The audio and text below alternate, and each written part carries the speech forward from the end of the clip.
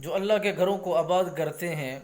ان کا اعتقاد و اعتماد اس بات پر پورا یقین کے ساتھ ہوتا ہے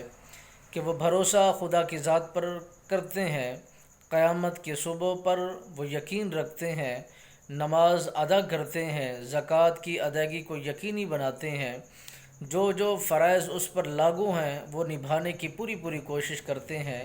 اس طرح کے انسان قابل تعریف ہوتے ہیں، وہ اللہ کے محبوب ہوتے ہیں، برگزیدہ بندے ہوتے ہیں۔ جب یہ اللہ کے گھروں کو آباد کرتے ہیں تو مالک بے نیاز فرماتا ہے ان قریب میں انہیں اپنے ان مقرب لوگوں میں ان کا شمار کر دیتا ہوں، ان قریب ان کا نام بلند ہو جائے گا اور ان کو عزت میں اضافہ ملے گا اور ان کے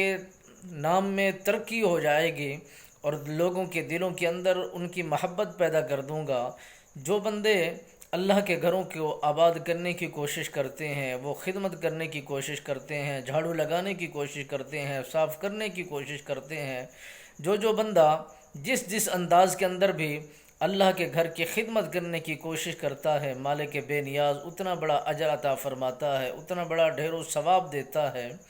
جب بندہ مومن اللہ کے گھروں میں داخل ہو جاتے ہیں، جو ضرورت محسوس کرتے ہیں کہ اس مسجد کو، اس خانہ خدا کو فلاں چیز کی ضرورت ہے،